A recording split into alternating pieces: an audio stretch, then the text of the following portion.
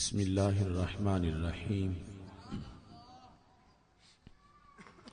رب اشرح لی صدری ویسر لی امری واحلل عقدۃ من لسانی یفقہوا قولی رضیت باللہ ربا وبالاسلام دینا وبمحمد صلی اللہ علیہ وسلم نبیا ورسولا احمدک اللہم یا مجیب کل سائل والصلاة والسلام علی من هو افضل الوسائل وعلی آلہ واصحابہ ذوی الفضائل اما بعد فاعوذ باللہ من الشیطان الرجیم بسم اللہ الرحمن الرحیم محمد الرسول اللہ صدق اللہ العظیم وصدق رسولہ النبی الکریم الامین ان اللہ وملائکتہ یصلون علی النبی یا ایہا الذین آمنوا صلوا علیہ وسلموا تسلیما الصلاة والسلام علیکہ یا سیدی یا رسول اللہ وعلی آلک واصحابک یا حبیب اللہ۔ خشک شاخوں کو وہ تازہ گلاب دیتے ہیں، عہد پیری کو وہ پھر سے شباب دیتے ہیں۔ پڑھ لے درود غفلت نہ کر خدا کی قسم، تیرے سلام کا وہ اب بھی جواب دیتے ہیں۔ الصلاة والسلام علیکہ یا سیدی یا رسول اللہ وعلی آلک واصحابک یا حبیب اللہ۔ مولا صلی وسلم دائما ابدا علی حبیبک خیر الخلق کلہم منزہ عن شریک فی محاسنہ فجوہر الحسن فیہ غیر منقاسم۔ محمد تاج رسل اللہ قاطبۃ محمد صادق الاقوال والکلم محمد ذکرہ روح لانفسنا محمد شکرہ فرد علی الامم۔ رب صلی وسلم دائما ابدا علی حبیبک خیر الخلق کلہم۔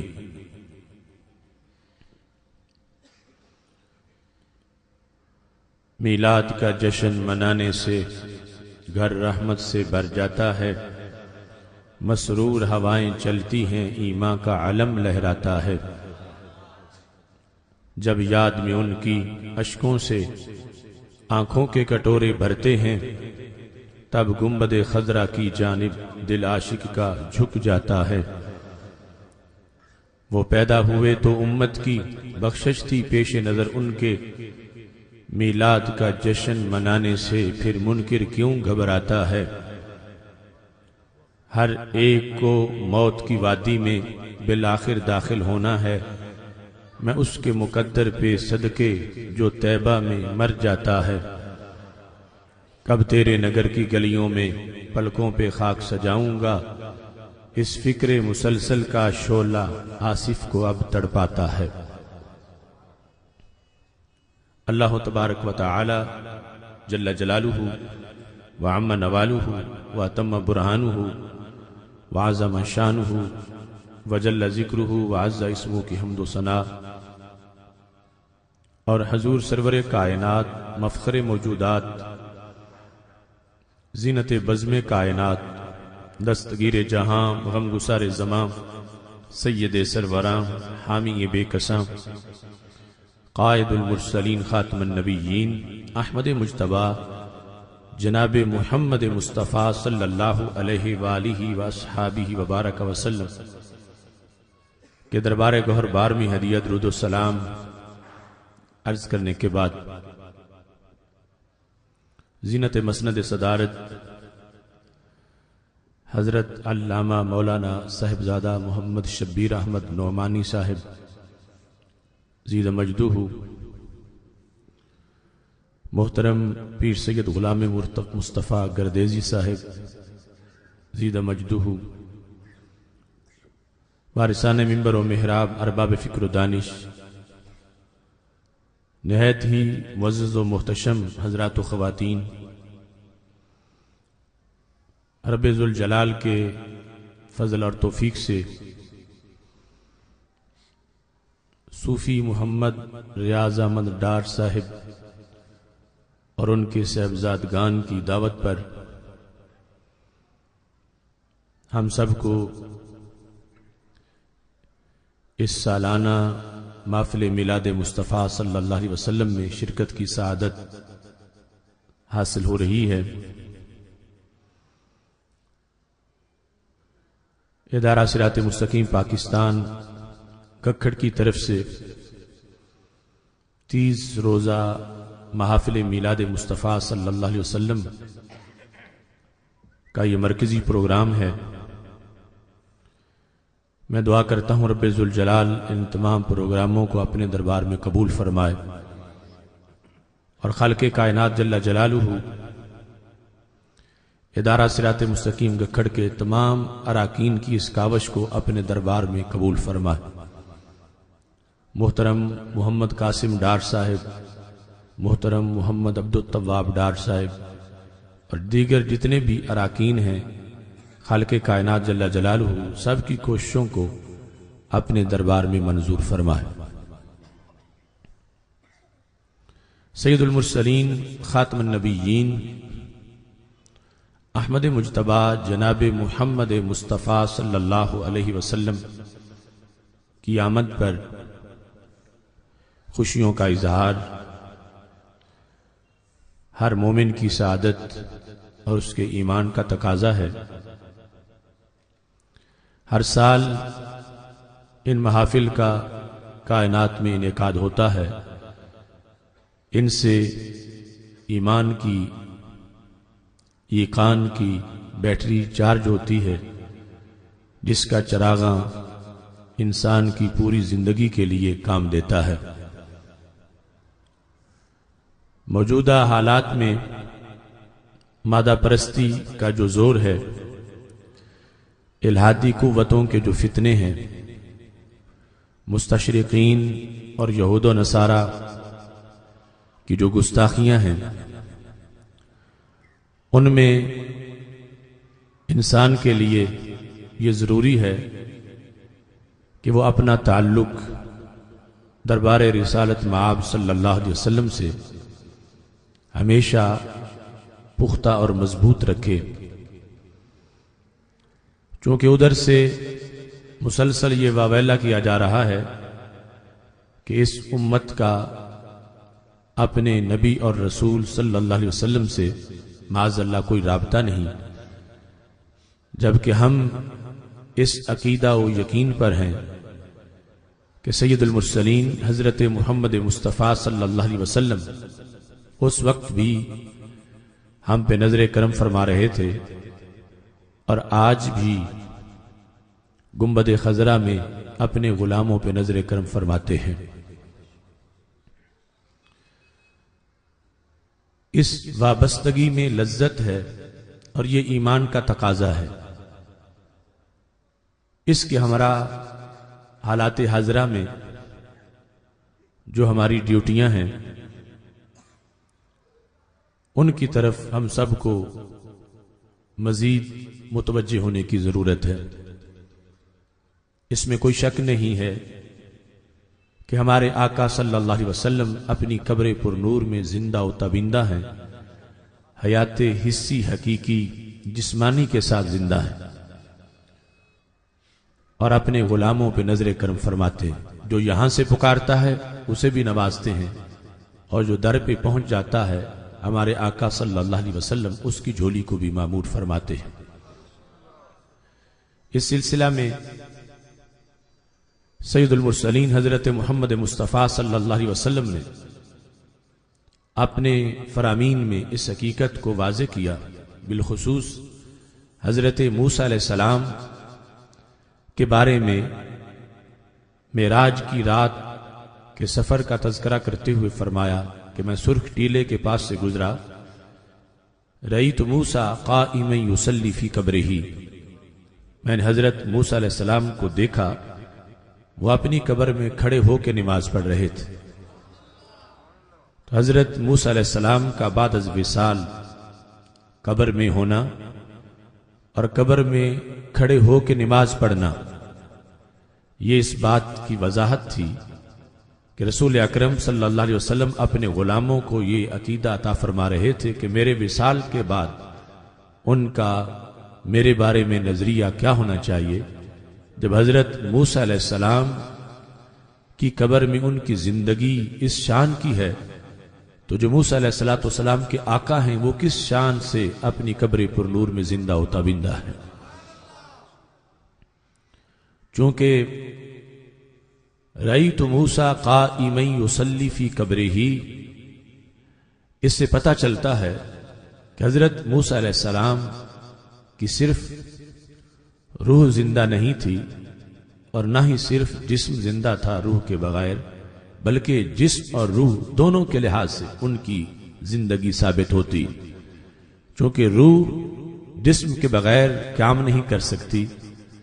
اور جسم روح کے بغیر قیام نہیں کر سکتی، دونوں ہوں، اور پھر اگر حالت نیند ہو تو پھر بھی صحیح طریقے سے نماز نہیں پڑھی جا سکتی۔ قائما یصلی فی قبرہ سے پتہ چلا کہ حضرت موسیٰ علیہ السلام جسم اور روح کے مجموعے کے ساتھ اس بیداری کے ساتھ زندہ و تابندہ ہیں کہ کروڑوں بیداریاں ان کی بیداری پہ نثار ہیں۔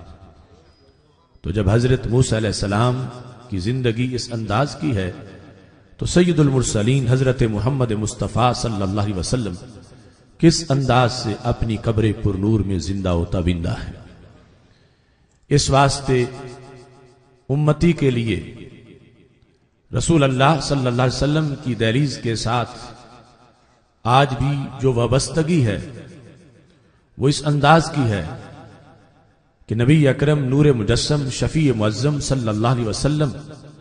اپنی حیات حسی حقیقی جسمانی کے ساتھ زندہ و تابندہ ہیں، غلاموں کے احوال سے واقف ہیں، اور پاک محبوب علیہ السلام آج بھی نظر کرم فرماتے ہیں، بیڑا پار ہو جاتا ہے۔ جس وقت مروان نے دیکھا تھا کہ قبر رسول علیہ السلام پہ کوئی شخص حاضری دے رہا ہے،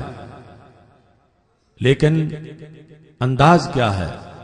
فوجد رجلا وادعا وجهه على قبر النبی صلی اللہ علیہ وسلم، اس نے دیکھا کوئی شخص اپنا چہرہ قبر رسول علیہ السلام پہ رکھ کے حاضری دے رہا ہے، تو اس نے یہ کہا اتدری ما تصنع، جانتے ہو تم کیا کر رہے ہو؟ تو حاضری دینے والے نے کہا نعم، ہاں میں جانتا ہوں میں کیا کر رہا ہوں۔ تو مروان نے آگے ہو کے دیکھا کہ یہ کون ہے کہ جس کو میں نے روکا ہے، اس کے بقول غلطی ہو رہی تھی، اور آگے سے جواب دینے والے نے کہا میں جانتا ہوں میں کیا کر رہا ہوں۔ تو مروان جب آگے بڑھا تو وہ شخص کوئی بدعتی نہیں تھا، جاہل نہیں تھا، بلکہ اذا ہوا ابو ایوب الانصاری رضی اللہ تعالیٰ عنہ، وہ حضرت سیدنا ابو ایوب انصاری رضی اللہ تعالیٰ عنہ تھے، جو نبی اکرم نور مجسم شفیع معظم صلی اللہ علیہ وسلم کہ قبر پر نور پر جو ساری قبروں سے منفرد قبر ہے اس کے علیحدہ اعزاز ہیں، کیونکہ سیدہ فاطمہ رضی اللہ تعالی عنہا سے سادات بنی ہاشم نے کہا فقبر ابی کے سید کل قبر وفیہ سید الناس الرسول، کہ تمہارے والد گرامی کی قبر ساری قبروں کی سردار قبر ہے، کیونکہ اس میں وہ عظیم رسول صلی اللہ علیہ وسلم ہیں جو سارے رسولوں کے سردار۔ تو حضرت ابو ایوب انصاری رضی اللہ تعالی عنہ نے کہا جئت رسول اللہ صلی اللہ علیہ وسلم ولم آت الحجر، میں رسول اللہ صلی اللہ علیہ وسلم کے پاس آیا ہوں، میں کسی پتھر کے پاس نہیں آیا۔ اپنا نظریہ واضح کیا کہ میں نبی اکرم نور مجسم شفیع معظم صلی اللہ علیہ وسلم کے پاس حاضر خدمت ہوا ہوں، لہٰذا تم میرے اس انداز پر اعتراض مت کرو۔ تو حضرت سیدنا ابو ایوب انصاری رضی اللہ تعالی عنہ سے جو طریقہ صحابہ کرام اور اہل بیت اطہار رضوان اللہ علیہم اجمعین سے چلا، اسی طریقے کے مطابق آج بھی اہل سنت و جماعت نبی اکرم نور مجسم شفیع معظم صلی اللہ علیہ وسلم کی مقدس بارگاہ سے اپنی حصی وابستگی کا یقین رکھتے ہیں، چونکہ نبی اکرم نور مجسم شفیع معظم صلی اللہ علیہ وسلم نے حضرت معاذ بن جبل رضی اللہ تعالی عنہ سے اس وقت فرمایا تھا جب انہیں یمن کا قاضی بنایا، معاذ راکب ورسول اللہ صلی اللہ علیہ وسلم یمشی تحت راحلتہ، حضرت معاذ رضی اللہ تعالیٰ عنہ سواری پہ سوار تھے اور سرور کونین حضرت محمد مصطفیٰ صلی اللہ علیہ وسلم نیچے پیدل چلتے جا رہے تھے۔ اس موقع پر ہمارے آقا صلی اللہ علیہ وسلم نے یہ خبر دی، یا معاذ انکا عسا اللہ تلقانی بعد عامی ھذا، اے معاذ ہو سکتا ہے اب تیری میری ملاقات نہ ہو، آپ کے جانے کے بعد میں دنیا سے چلا جاؤں، میرا وصال ہو جائے۔ فبکا معاذ جاشا، تو حضرت معاذ رضی اللہ تعالی عنہ نے زور زور سے رونا شروع کر دیا۔ سرور کونین حضرت محمد مصطفیٰ صلی اللہ علیہ وسلم نے اپنا چہرہ مدینہ منورہ کی طرف پھیر لیا، آپ کی آنکھوں میں بھی آنسو آ گئے۔ اس موقع پر آپ نے یہ ارشاد فرمایا تھا قیامت تک کے غلاموں کے لیے، ان اول الناس بی المتقون من کانو حیث کانو، جو بھی ہو جہاں بھی ہو، چھوٹا ہو بڑا ہو، عربی ہو اجمی ہو، گورا ہو کالا ہو، قریب ہو بعید ہو، جس کو تقوی کی دولت نصیب ہے وہ جہاں بھی ہے میرے قریب ہے۔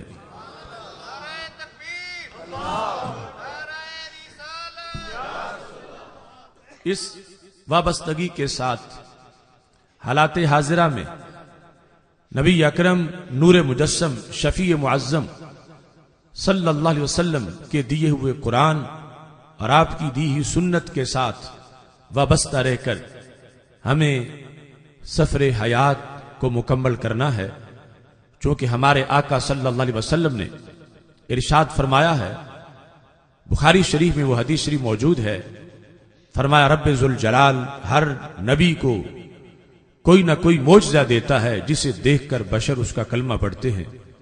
انما کان الذی اوتیتہ وحیا اوحی اللہ الی، رب ذوالجلال نے اگرچہ مجھے ہزاروں معجزات دیے ہیں مگر میرا سب سے بڑا معجزہ وہ قرآن ہے جو رب ذوالجلال نے میرے سینے پہ نازل فرمایا۔ تو سید عالم نور مجسم شفیع معظم صلی اللہ علیہ وسلم نے انبیاء کرام علیہ السلام کے معجزوں سے اپنا معجزہ منفرد بیان کیا۔ خالق کائنات نے ان انبیاء کرام علیہ السلام کو جو معجزات دیے وہ معجزات حسی معجزات تھے۔ حسی معجزہ حواس خمسہ سے 5 سینسز سے سمجھا جاتا ہے، اور جب تک وہ حس کے سامنے ہوتا ہے معجزہ ہوتا ہے، جب حس سے غائب ہو جاتا ہے تو پھر معجزے کی خبر رہ جاتی ہے۔ حضرت صالح علیہ السلام کی اونٹنی اس وقت معجزہ تھی، آج معجزہ نہیں ہے۔ حضرت موسیٰ علیہ السلام کا عصا اس وقت معجزہ تھا، آج معجزہ نہیں ہے، آج معجزے کی خبر ہے۔ لیکن قرآن کل بھی معجزہ تھا، قرآن آج بھی معجزہ ہے۔ نعرہ تکبیر، نعرہ رسالت، نعرہ حیدری۔ انبیاء کرام علیہ السلام کے معجزات وہ محض حسی معجزات تھے۔ ہمارے آقا صلی اللہ علیہ وسلم کے حسی معجزات بہت سے ہیں، لیکن سب سے بڑا معجزہ جو ہے وہ قرآن مجید برہان رشید ہے، اور اس کا سبب یہ ہے کہ جن کے بعد اور انبیاء کرام علیہ السلام نے آنا تھا، شریعت یا کلمے میں تبدیلی ہونی تھی، وہاں پر معجزات وقتی دیے گئے،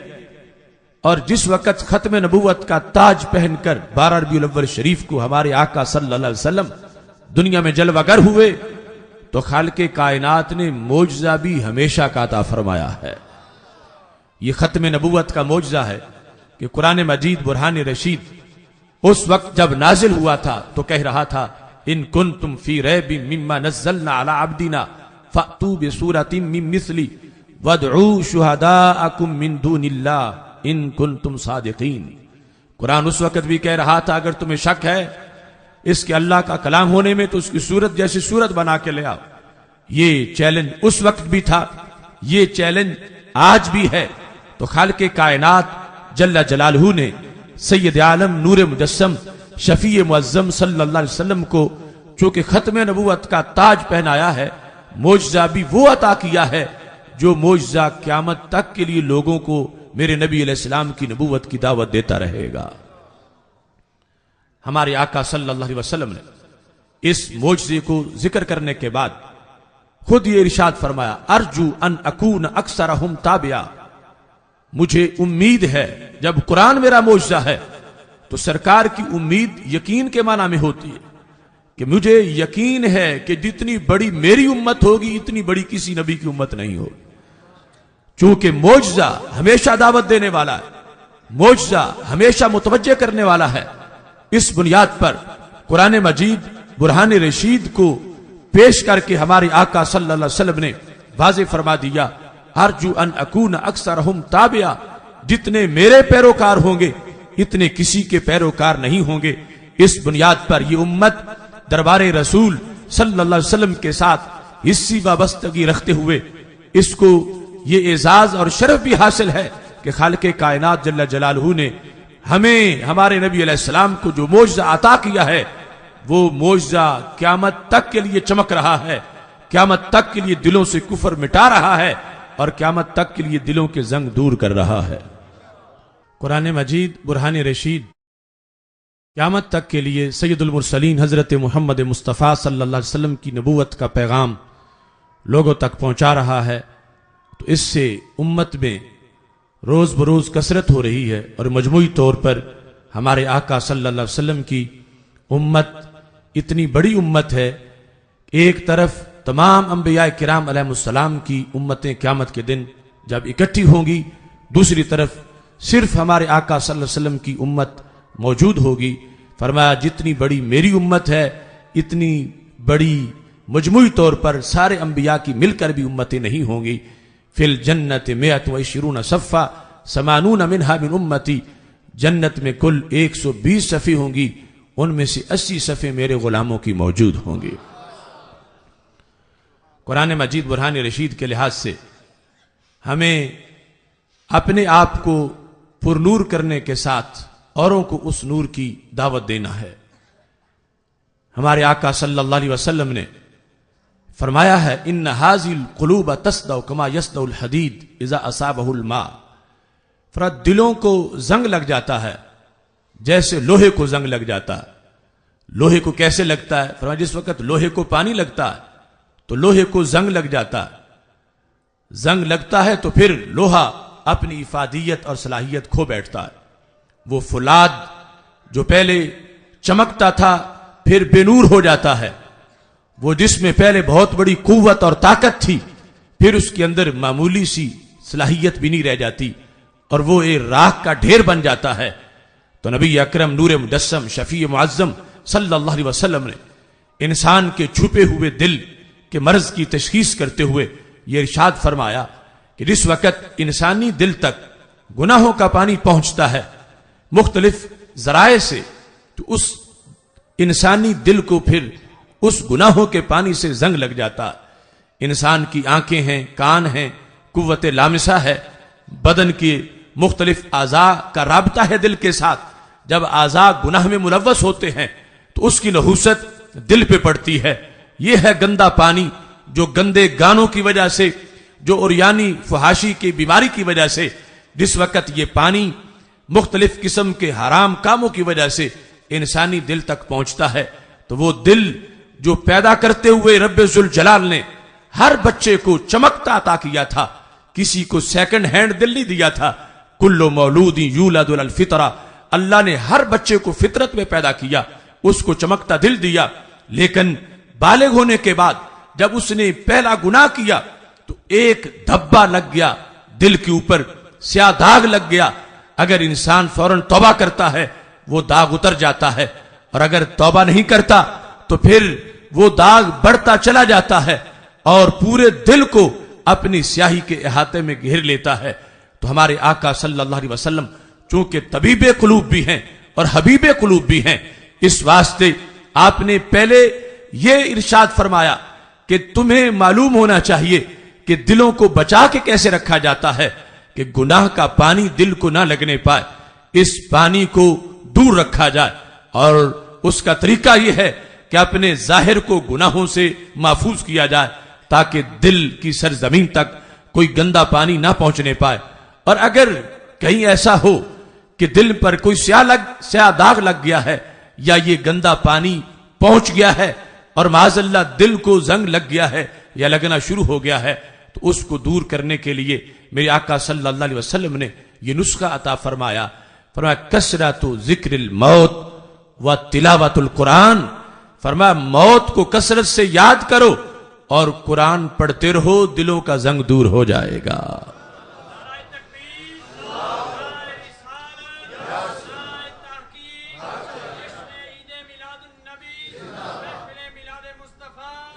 سید عالم نور مجسم شفیع معظم صلی اللہ علیہ وسلم نے جو پیغام دیا 12 ربیع الاول شریف کا، وہ فکر آخرت کا پیغام ہے، جس سے دلوں کے زنگ دور ہوتے ہیں، جس سے انسان کو آخرت یاد آتی ہے، انسان قبر کی طرف متوجہ ہوتا ہے، خرافات سے لہو و لعب سے بیزار ہوتا ہے اور وہ نیکی کے کاموں کی طرف تیار ہوتا ہے۔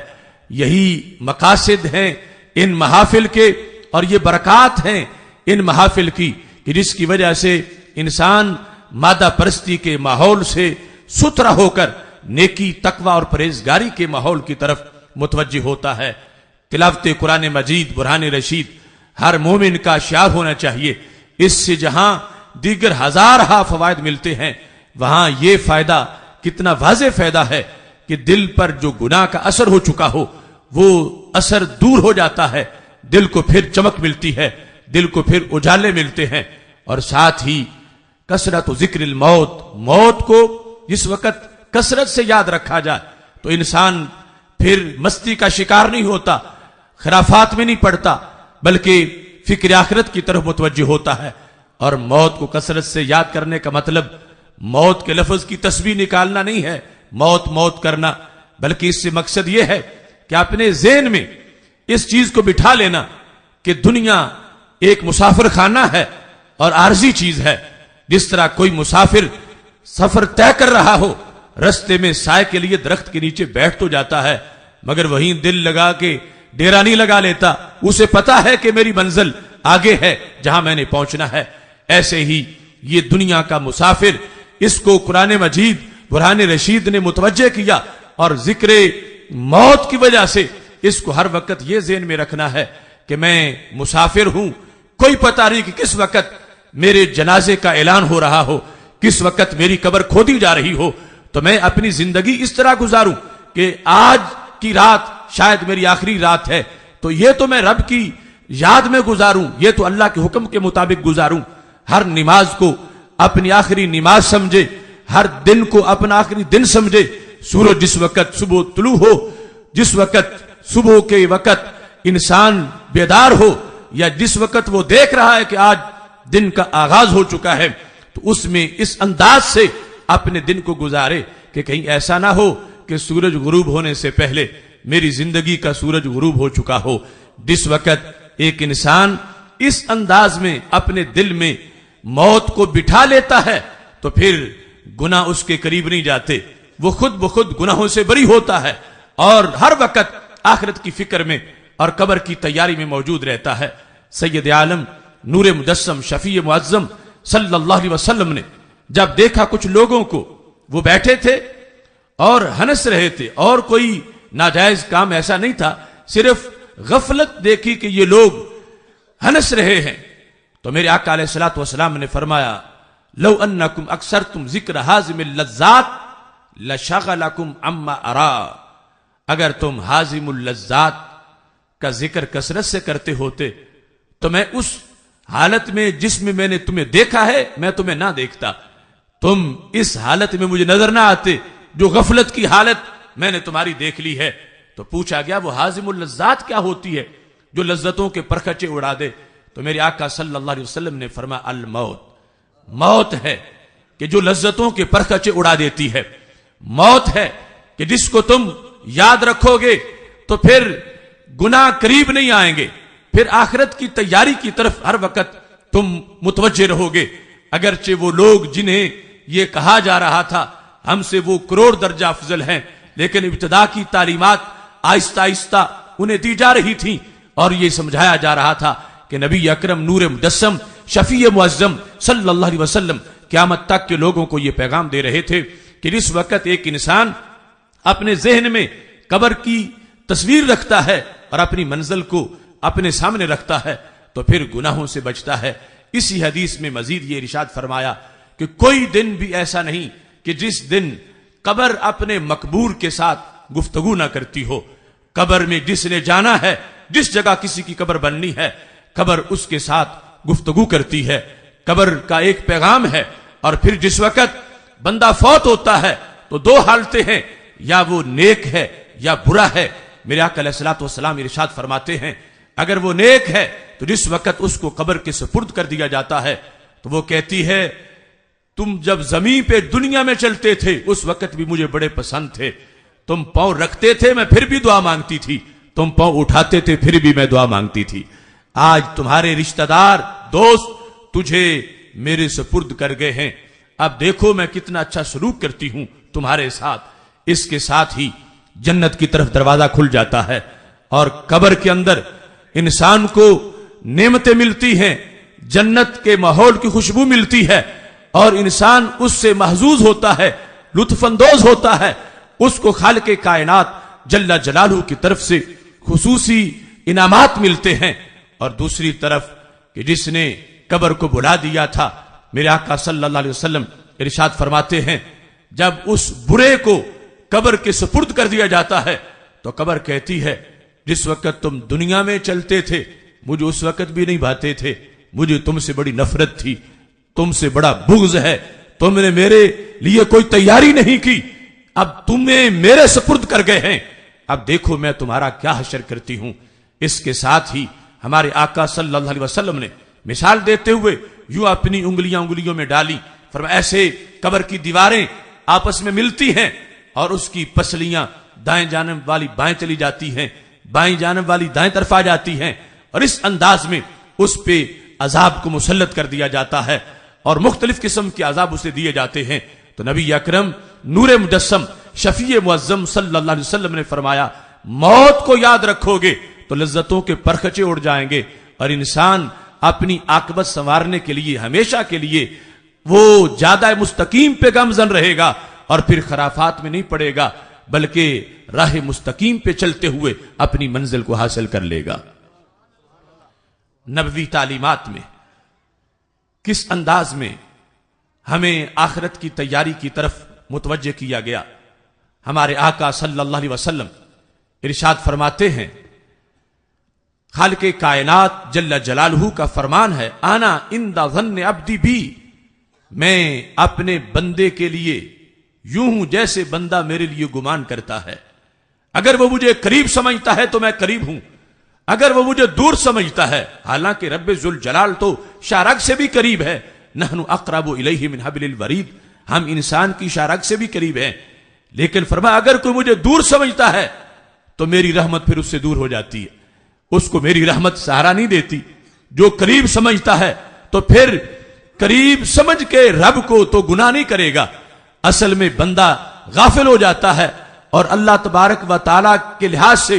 اس کا یہ جو عقیدہ ہے اس پہ دھول پڑ جاتی ہے کہ میرا رب مجھے دیکھ رہا ہے، تو پھر وہ دوسری طرف گامزن ہوتا ہے اور برے کاموں میں لگتا ہے۔ اللہ تعالیٰ فرماتا ہے حدیث قدسی ہے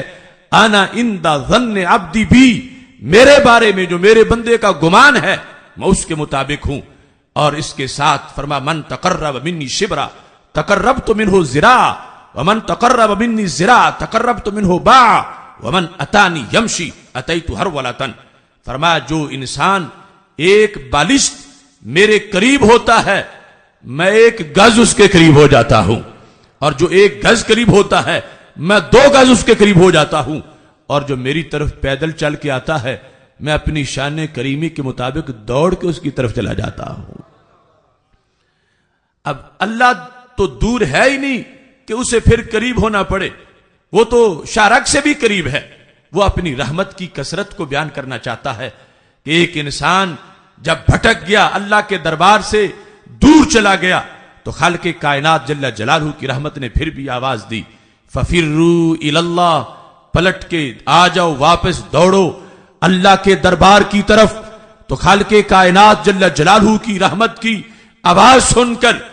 بندہ سوچ رہا تھا کہ میں جاتا تو ضرور، مگر میں گناہوں میں ڈوبا ہوا ہوں، گندا بڑا ہوں، اللہ کا دربار ستھرا بڑا ہے، میں جاؤں گا تو کہاں بیٹھوں گا، میری جگہ کہاں ہوگی، مجھے تو قبول ہی نہیں کیا جائے گا، مجھے کہیں دھکا نہ دے دیا جائے۔ تو خالق کائنات جل جلالہ کی رحمت آواز دیتی ہے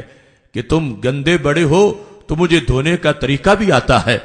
ہم تو مائل بکرم ہیں، کوئی سائل ہی نہیں، راہ دکھلائیں کسے کوئی رہروے منزل ہی نہیں، تم واپس پلٹو تو صحیح، تم آؤ تو صحیح۔ فرمایا جو ایک بلشت آئے گا میری رحمت ایک گز آگے چلی جائے گی، جو ایک گز آئے گا میری رحمت بڑھ کے 2 گز آگے اس کا استقبال کرے گی۔ اور رحمت خدا کی اس انداز میں اس گناہگار پہ برستی ہے کہ جس نے توبہ کی پکی نیت کر لی ہے، فَالتَّائِبُ مِنَ الذَّنبِ كَمَن لَّا ذَنبَ لَهُ، کہ جس نے گناہ سے توبہ کر لی گویا کہ اس نے تو کبھی گناہ کیا ہی نہیں تھا،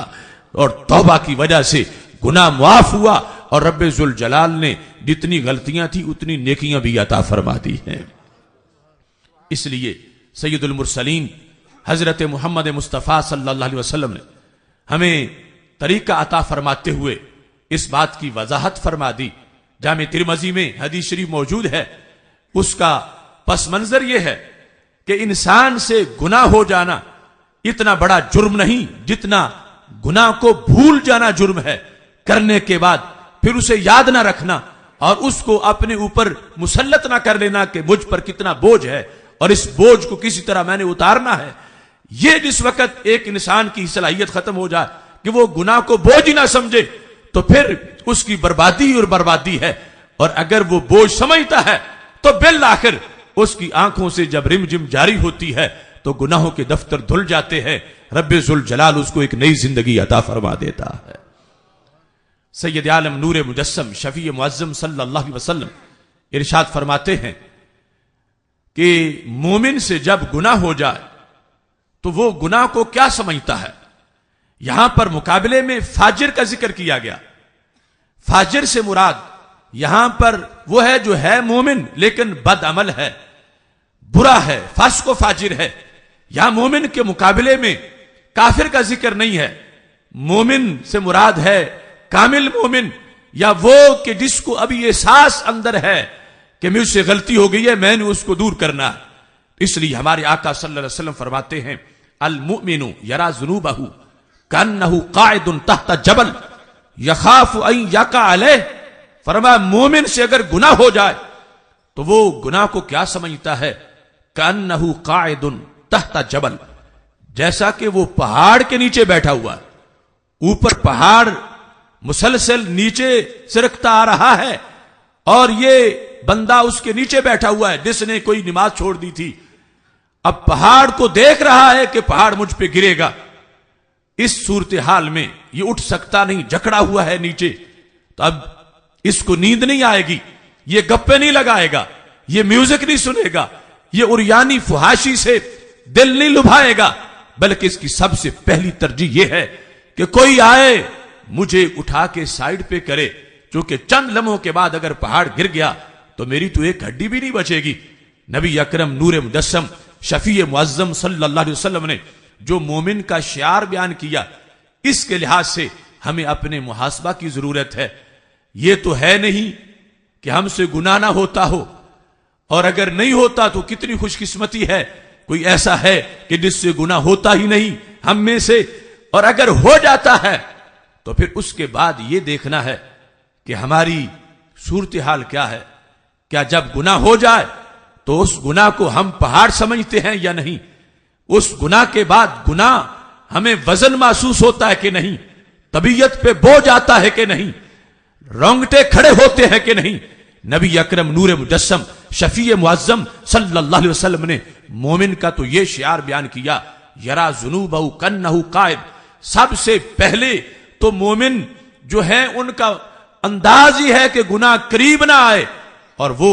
اللہ کے صالحین اسی انداز میں رہتے ہیں کہ گناہ کو قریب آنے نہیں دیتے، لیکن جب قریب آ جائے کسی کے اس کے بعد صورتحال کیا ہے؟ میرے آقا صلی اللہ علیہ وسلم فرماتے ہیں اسے اپنے احساس پر بوجھ محسوس کرنا چاہیے. کَأَنَّهُ قَائِدٌ تَحْتَ جبل، پہاڑ کے نیچے بیٹھا ہے. یخاف ان یقع علیہ، جسے خوف ہے کہ مجھ پہ پہاڑ گر پڑے گا. نبی اکرم نور مجسم شفیع معظم صلی اللہ علیہ وسلم ارشاد فرماتے ہیں وہ پہاڑ کیسے پیچھے ہٹے گا؟ اسے کون پیچھے ہٹائے گا؟ کس انداز میں اس پہاڑ کو کون سی قوت ہے جو پیچھے ہٹائے اور جو نیچے بیٹھا ہے اس کو ریلیف ملے، یہ محفوظ ہو جائے؟ تو بندے کے اندر ہی ایک طاقت ہے، بندے کے اندر ہی ایک پاور ہے، اور وہ پاور احساس سے جنم لیتی ہے. ندامت گناہ پر اس پاور کو جنم دیتی ہے. جس وقت ایک انسان گناہ پہ شرمندہ ہوتا ہے، گناہ گنتا ہے، کاؤنٹ کرتا ہے اور اس کو بوجھ سمجھتا ہے، تو انسان کے اندر سے ایک پاور نکلتی ہے جو اس بڑے سے بڑے پہاڑ کو بھی پیچھے ہٹا دیتی ہے. وہ پاور کون سی ہے؟ وہ آنکھ سے ٹپکا ہوا ندامت کا آنسو ہے. جس وقت ایک انسان روتا ہے، ما من عبد مؤمن، فرمایا مومن کی آنکھ سے جس وقت ایک گناہ ٹپکے، ایک آنسو ٹپکے، اگرچہ مکھی کے سر جتنا ہو، میرے محبوب علیہ السلام ارشاد فرماتے ہیں آنکھ سے جدا ہو کر جب رخسار پہ گرے، حرم اللہ وجہہ علی النار، رب ذوالجلال اس چہرے کو جہنم پہ حرام کر دیتا ہے. وہ چہرہ جہنم میں نہیں جاتا، وہ پہاڑ بھی پیچھے ہٹ جاتا ہے. انسان کے لیے رحمت کے دروازے کھل جاتے ہیں.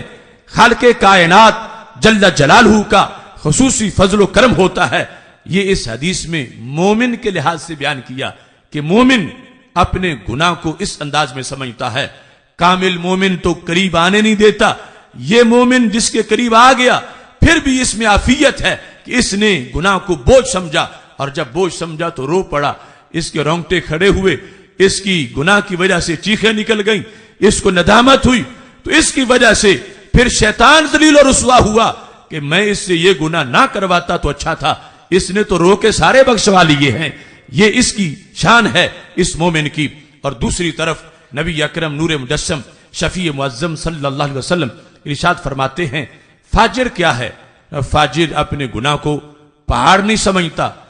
پہاڑ تو کیا ایک دیوار بھی نہیں سمجھتا، دیوار تو کیا ایک اینٹ بھی نہیں سمجھتا، اینٹ تو کیا چھوٹی سی کنکری بھی نہیں سمجھتا. وہ گناہ کو کیا سمجھتا ہے؟ میرے آقا صلی اللہ علیہ وسلم ارشاد فرماتے ہیں وہ گناہ کو مکھی سمجھتا ہے. اب دیکھو کتنا ڈیفرنس ہے دونوں کے احساس میں. مومن گناہ کو پہاڑ سمجھتا ہے، کوئی نماز رہ جائے، روزہ چھوٹ جائے، آنکھ ناجائز دیکھ بیٹھے، کان کوئی حرام بات سن لے، اس کے بعد وہ یہ سمجھتا ہے کہ مجھ پہ پہاڑ گر رہا ہے اور روتا ہے اور پھر پہاڑ سے نجات پا لیتا ہے. اور دوسری طرف وہ ہے فاجر، وہ پہاڑ تو کیا کنکری بھی نہیں سمجھتا، گناہ کو وہ مکھی سمجھتا ہے. اور مکھی کیسی؟ مکھی کی دو قسمیں ہیں. ایک وہ مکھی ہے جو ضدی ہے بڑی، تم اڑاتے ہو، ناک پہ بیٹھی تھی، اڑائی، ابھی ہاتھ پیچھے نہیں کیا، وہ دوبارہ آ گئی. یہ مکھی بھی بندے کو تنگ کر لیتی ہے، یہ بھی جھنجھوڑتی ہے، اس کی وجہ سے بھی انسان کو کوفت ہوتی ہے. لیکن ہمارے آقا صلی اللہ علیہ وسلم نے مثال دیتے ہوئے دوسری مکھی کی مثال دی. فرمایا اس مکھی کی طرح گناہ کو سمجھتا ہے کہ جو ناک پہ بیٹھی، تم نے اڑائی تو پھر لوٹ کے واپس نہیں آئے. یہ ہے فاجر. مومن کے مقابلے میں اس حدیث میں جس کا ذکر ہوا کہ لکڑ ہضم، پتھر ہضم، کتنے کبیرہ گناہ، کتنے صغیرہ گناہ اس نے کیے ہوئے ہیں، لیکن اس کو کبھی یہ خیال نہیں آتا کہ میرا دامن کتنا بھرا ہوا ہے گناہوں سے، میرا نامہ اعمال کتنا سیاہ ہے، میں کتنا رب کے دربار سے دور جا چکا ہوں، مجھ پہ کتنا بوجھ ہے. وہ پھر مزید گناہ کرتا جاتا ہے اور کبھی لوٹ کے واپس نہیں دیکھتا. ہمارے آقا سرور کونین حضرت محمد مصطفیٰ صلی اللہ علیہ وسلم نے ہمیں یہ سبق دیا ہے کہ مومن کو یہ چیز سامنے رکھنی ہے، پہلے تو گناہ ہونے نہ پائے، اور اگر گناہ ہو تو پھر اس کے بعد وہ گناہ کو پہاڑ سمجھے گا، آنسو ٹپکیں گے، رب ذوالجلال اس کو اپنی رحمتوں کے خصوصی انعامات عطا فرما دے گا. ایک امتی اپنے ماحول میں رہتے ہوئے اس کے لیے یہ ضروری ہے کہ جب وہ خود نیکی کا سلیبس پورا کر چکا ہے یا جتنی نیکیاں کر رہا ہے وہ ساتھ اوروں کو بھی اس کی دعوت دے. حق نے کر دی دوری دوری خدمتیں تیرے سپرد، خود تڑپنا ہی نہیں اوروں کو تڑپانا بھی ہے، خود سراپا نور بن جانے سے کب بنتا ہے کام، تجھ کو اس ظلمت کدے میں نور پھیلانا بھی ہے. سید المرسلین حضرت محمد مصطفیٰ صلی اللہ علیہ وسلم نے سوسائٹی کے اندر رہنے والے مومن کا جو کردار بیان کیا اس کی ادائیگی آج ہم سے ہمارا دین اس کا مطالبہ کر رہا ہے. چونکہ جس ملک میں ہم رہتے ہیں یہ اسلام کے نام پہ بنا، 20 لاکھ شہیدوں کا خون اس کی بنیادوں میں ہے، مگر آج اسلامی جمہوریہ پاکستان سے اسلامی لفظ کو کاٹنے کی باتیں ہو رہی ہیں. آج اس ملک کو لبرل سٹیٹ بنانے کی باتیں ہو رہی ہیں، اس کے 2 قومی نظریے کے تشخص کو ختم کرنے کی باتیں ہو رہی ہیں. اس میں اوریانی، فحاشی، سود کی، حلت کی مختلف قسم کی تدبیریں اور اللہ سے مختلف قسم کے اعلانات جنگ وہ روزانہ کا شیوا بنتا جا رہا ہے. یہ ملک جو مدینہ منورہ کا ایک عکس جمیل قرار پایا ہے اپنے نظریے کی بنیاد پر، آج اس کے اندر بدی کی طاقتیں اس کو امریکہ کی کالونی بنانا چاہتی ہیں. تو ایسے میں میلاد منانے والوں کا یہ حق ہے کہ جب 12 ربیع الاول شریف کے صدقے ہم پہ یہ کرم ہوا، ہم پہ یہ احسان ہوا کہ پاکستان یہ 12 ربیع الاول شریف کا فیضان ہے، تو اس کی بقا 12 ربیع الاول شریف کے نظام سے ہو سکتی ہے. سید عالم نور مجسم شفیع معظم صلی اللہ علیہ وسلم کے دیے ہوئے طریقے کے مطابق ہو سکتی ہے، اور وہ طریقہ امر بالمعروف اور نہی عن المنکر کا طریقہ ہے کہ اچھائی کا حکم دینا اور برائی سے روکنا، بدی سے کمپرومائز نہ کرنا، نیکی کی دعوت دیتے رہنا اور اس پالیسی پہ رہنا. خود نیک بننا ہے اور اوروں کو نیکی کی دعوت دینی ہے. اور آج جو پالیسی ہم پہ مسلط کی جا رہی ہے مختلف طریقوں سے، اس کا مطلب یہ بنتا ہے کہ معاذ اللہ جتنے بھی حرام کام ہو رہے ہوں، جتنے کفریات ہو رہے ہوں، جس انداز میں بھی شریعت کی دھجیاں اڑائی جا رہی ہوں، تم گونگے بن جاؤ، تم نہ بولو، تم خاموشی اختیار کرو، تم بدی سے اتحاد کر لو اور اس انداز میں زندگی گزارو. یہ آج ہمیں پالیسی دی جا رہی ہے، ہم پہ مسلط کی جا رہی ہے. تو ہم عید میلاد کے موقع پر یہ عہد کر رہے ہیں کہ اپنی زندگی میں انشاءاللہ آگے بڑھتے ہوئے بدی کا رستہ روکتے رہیں گے اور اچھائی کی دعوت ہر طرف دیتے رہیں گے. جب تک یہ کردار ادا نہ ہو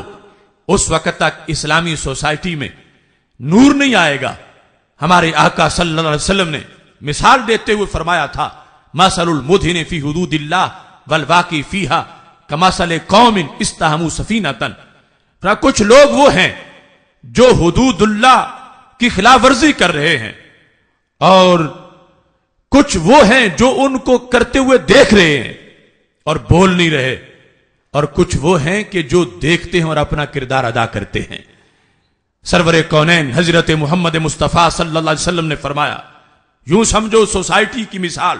جیسے ایک بحری جہاز ہوتا ہے. کمثل قوم استحموا سفینۃ، قوم نے سفینہ کو بانٹ لیا، 2 حصے کر لیے، ایک نیچے والا حصہ ہے، دوسرا اوپر والا حصہ ہے. کچھ نیچے رہتے ہیں، کچھ اوپر لیتے ہیں. ایسے سوسائٹی میں 2 طرح کے لوگ ہیں، کچھ نیک ہیں، کچھ برے ہیں. ہمارے آقا صلی اللہ علیہ وسلم فرماتے ہیں جیسے سمندر میں وہ کشتی چلتی ہے، بحری جہاز چلتا ہے، ایسے ہی معاشرہ بھی زندگی کا سفر طے کر رہا ہے. اب نیچے والے اوپر چڑھتے تھے، کنارے سے ڈول لٹکاتے تھے، پانی بھرتے تھے. اوپر والوں نے اس کو محسوس کیا، تعذب بھی، تنگ ہوئے کہ یہ بار بار کیوں آ جاتے ہیں. تو رسول اکرم صلی اللہ علیہ وسلم فرمانے لگے، نچلوں نے کہا ہم اپنے حصے سے ہی پانی لیتے ہیں. ایک شخص نے کلہاڑا پکڑ لیا، اخذ فأسا فجعل ينكر في اسفل السفینہ، اس نے کلہاڑا پکڑا اور کشتی کے پیندے میں سوراخ کرنا شروع کر دیا. اب جس وقت یہ عمل شروع ہوا کشتی میں کہ اس میں سوراخ کیا جا رہا ہے، تو اب 2 طرح کی پالیسی ہو سکتی ہے. ایک پالیسی تو یہ ہے جو آج ہر طرف مسلط کی جا رہی ہے کہ اوپر والے یہ کہہ دیں کہ ہم تو جرم نہیں کر رہے، جرم تو نچلے کر رہے ہیں، ہم تو اوپر والے ہیں، ہم میں سے تو کسی نے کلاڑا نہیں پکڑا، ہم تو سراغ نہیں کر رہے، یہ اوروں کا کام ہے۔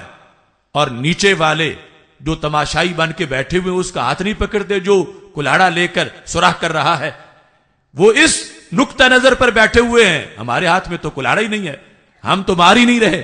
ہم تو سوراخ ہی نہیں کر رہے، ہم تو کشتی توڑ ہی نہیں رہے، ہم تو بڑے پاک باز ہیں،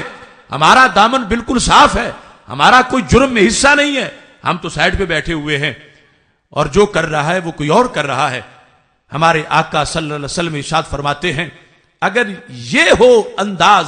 قافلے والوں کا، کشتی والوں کا، تو نتیجہ کیا نکلے گا؟ فرمایا اگر وہ بدبخت جو کشتی میں سوراخ کر رہا ہے اگر وہ سوراخ کر گیا تو پھر فرمایا پانی جب آئے گا،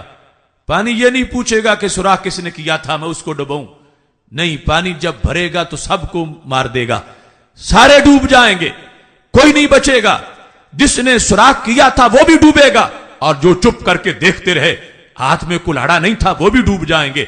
اور جب نچلا حصہ بیٹھ جائے گا کشتی کا تو اوپر والے بھی نہیں بچیں گے، اوپر والا بھی بالآخر ڈوب جائے گا۔ اس طرح امر بالمعروف اور نہی عن المنکر کا فریضہ سر انجام نہ دینے کی وجہ سے اتنا سوسائٹی میں نقصان ہوتا ہے کہ جو نیک ہے ان کی نیکی بھی سلامت نہیں رہتی، اور پھر بالآخر معاذ اللہ عذاب کے اندر انہیں بھی وہ عذاب میں شریک ہو جاتے ہیں اور ذلیل و رسوا ہو جاتے ہیں۔ اور اگر دوسرا کردار ادا کریں جو کردار ہمیں شریعت بتاتی ہے، جس کردار کے لحاظ سے نبی اکرم نور مجسم شفیع معظم صلی اللہ علیہ وسلم کی امت کو ساری امتوں کا سردار بنایا گیا، کنتم خیر امت اخرجت للناس تأمرون بالمعروف وتنہون عن المنکر وتؤمنون باللہ، فرمایا تم ساری امتوں کے سردار ہو، سرداری کا باعث کیا ہے، سبب کیا ہے؟ فرمایا تم اچھائی کا حکم دیتے ہو اور برائی سے روکتے ہو اور اللہ پر تم ایمان لانے والے ہو۔ جس وقت یہ کردار اس امت کی کوہان ہے، امت کا عروج ہے، تو اس بنیاد پر جس وقت کوئی ہاتھ پکڑ لے گا اس سوراخ کرنے والے کا، اگر اوپر سے چلا جائے یا نچلے طبقے میں سے ہی کوئی اس کا ہاتھ پکڑے، تو میرے آقا علیہ السلام فرماتے انجوہ ونجو انفسہم، اسے بھی بچا لیں گے خود بھی بچ جائیں گے، نہ وہ ڈوبے گا نہ باقی ڈوبیں گے۔ اور اگر نیکی کی قوتیں چپ کر کے بیٹھ جائیں اور بدی کی قوتیں ہر طرف ان کی ہرکارے پھرتے رہیں اور کوئی ان کو روکنے ٹوکنے والا نہ ہو، تو پھر زلزلے، مصیبتیں، آفتیں، مختلف قسم کے اللہ کی طرف سے لوگوں کے لیے آزمائشوں کے سلسلے ہو سکتے ہیں۔ اور جب روکو گے اس کو جو سوراخ کر رہا تھا تو اس میں کئی متوقع صورتیں ہو سکتی ہیں، ہو سکتا ہے تم اسے روکنے جاؤ وہ کلاڑا تمہارے سر میں مار دے، ہو سکتا ہے تم اس کو روکنے جاؤ وہ تمہیں گالیاں نکالے، ہو سکتا ہے تم اسے روکنے جاؤ وہ تم سے اپنی دشمنی کا اظہار کرے اور تمہیں اپنا دشمن سمجھے، مگر اگر اسے تم روکنے میں کامیاب ہو گئے کل تمہارا ممنون ہوگا جب اس کی زندگی بچے گی، جس وقت وہ محفوظ ہو جائے گا اور باقی قافلہ بھی محفوظ ہو جائے گا۔ تو اس انداز میں بالآخر اس امت میں، معاشرے میں امن اس صورتحال میں ہے کہ سوسائٹی کا امن برقرار ہو، امر بالمعروف اور نہی عن المنکر کے اس فریضے کی ادائیگی کی وجہ سے ایک امتی اپنی زندگی گزارتے ہوئے ان تمام اصولوں کو سامنے رکھتے ہوئے آگے بڑھے، اور سر فہرست مسلک اہل سنت عقیدہ صحیحہ ہے کہ جس کے بغیر انسان کی کوئی نیکی قبول نہیں ہوتی جب تک اس کا عقیدہ درست نہ ہو، اور جس وقت اس کا عقیدہ صحیح ہے اس کے ساتھ آگے تمام عظمتیں ہیں، تمام کمالات ہیں۔ اس واسطے ہماری یہ سعادت ہے کہ اللہ نے ہمیں اہل سنت و جماعت کا نظریہ دیا ہے، اور اس عقیدے پر رہتے ہوئے ہمیں باقی امور کو پیش نظر رکھنا ہے، خود نیک بننا ہے، اوروں کو نیکی کی دعوت دینی ہے، اور یہ عقیدہ اتنا بڑا ہمارے پاس اللہ کا دیا ہوا نور ہے کہ جس وقت ہم اس نور کی طرف متوجہ ہوتے ہیں، حضرت مجدد الفسانی رحمت اللہ علیہ نے مکتوبات شریف میں لکھا ہے کہ حضرت خواجہ عبید اللہ احرار یہ فرمایا کرتے تھے کہ اگر جمی احمال و مواجید را برما جمع کنن وہ حقیقت مارا با عقید اہل سنت متحلہ نہ سازن جز خرابی ہیچ نمی دانم، کہ لوگ میرے کمالات بیان کرتے ہوئے اگر میری کرامتیں بیان کریں، میرے مختلف قسم کے کمالات اوصاف بیان کریں، مجھے ولی کہیں، مجھے غوث کہیں، مجھے کتب کہیں، مگر مجھے سنی نہ کہیں، میرا عقیدہ اہل سنت بیان نہ کریں، تو جز خرابی ہیچ نمی دانم، میں سمجھوں گا کہ خرابی کے علاوہ کچھ بھی نہیں ہوا، خرابی ہی خرابی ہے کہ مجھے بہت کچھ کہا گیا مگر مجھے سنی نہیں کہا گیا، میرے سنی نظریے کا اعلان نہیں کیا گیا۔ فرمایا جز خرابی ہیچ نمی دانم، میں سوائے خرابی کے کچھ نہیں سمجھتا۔ اور اگر دوسری صورتحال ہے، فرمایا جمی خرابی ہارا برما جمع کنن، ساری خرابیاں میری طرف منسوب کر دیں، حالانکہ ان میں نہیں کوئی بھی خرابی، لیکن بیان کرنے والا ہر عیب ان کی طرف منسوب کرتا ہے۔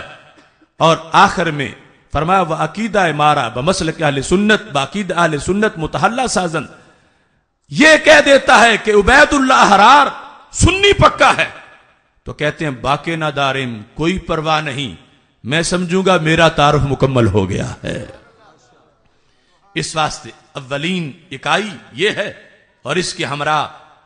امر بالمعروف اور نہی عن المنکر اور تمام اعمال صالحہ کی دعوت، یہ اہل سنت و جماعت کا کاج ہے۔ یہ محافل میلاد اسی مقصد کے لیے ہماری بیٹری کو چارج کرتی ہیں، اور آگے اس سے ہر طرف چاندنی ہوتی ہے۔ میں کہتا ہوں بحمد اللہ ملا حق سے عقیدہ اہل سنت کا، پڑھا ہے قدسیوں نے بھی قصیدہ اہل سنت کا، زمین ہے اہل سنت کی، زمانہ اہل سنت کا، بنایا رب نے جنت میں ٹھکانہ اہل سنت کا، کسی کی ایڈ کی جانب نہیں اٹھتی نظر اپنی، خدا نے بھر دیا اتنا خزانہ اہل سنت کا، زبان مصطفیٰ سے یہ ملا ہم کو لقب واضح، عطائے مصطفیٰ ہے آب دانہ اہل سنت کا، اٹھو منزل ملے گی تو مزے کی نیند سو لیں گے، کرو اب کام تھوڑا سا روزانہ اہل سنت کا، سنو فکر رضا میں ہی بقا ہے آج بھی اپنی، کوئی تجھ کو نہ بھٹکائے بیگانہ اہل سنت کا۔ اور یہ چیز بھی ذہن میں رکھیں، یہ 30 روزہ محافل میلاد مختلف شہروں میں عاشقان رسول صلی اللہ علیہ وسلم مختلف پیمانے پر محافل کا انعقاد کر رہے ہیں۔ ایک اڈیالہ جیز کا وہ غازی ہے جو 5 سالہ محفل میلاد مکمل کر چکا ہے، ہر وقت ذکر رسول علیہ السلام میں رہنے والا وہ غازی ممتاز حسین قادری،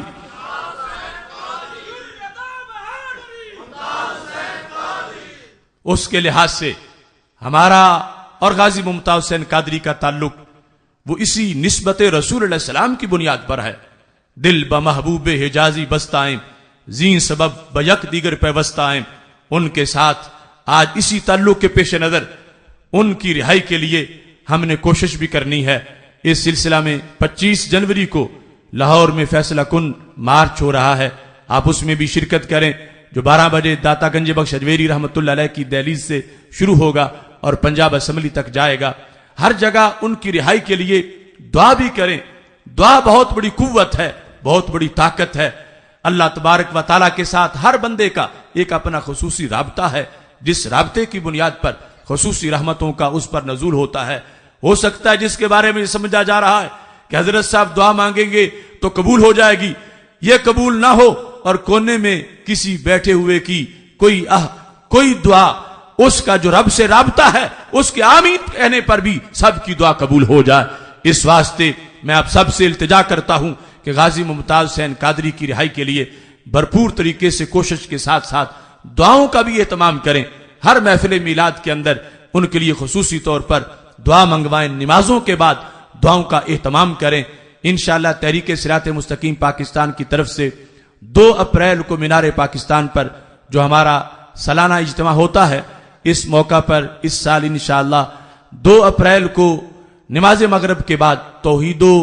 رسالت کانفرنس کے عنوان سے یہ عظیم الشان اجتماع انعقاد پذیر ہوگا، اس کی بھی بھرپور تیاری کیجیے۔ رب ذوالجلال اس محفل کو اپنے دربار میں قبول فرمائے، خالق کائنات جل جلالہ اپنی خصوصی نوازشات سے سب کو مالا مال فرمائے۔ وآخر دعوایا ان الحمد للہ رب العالمین۔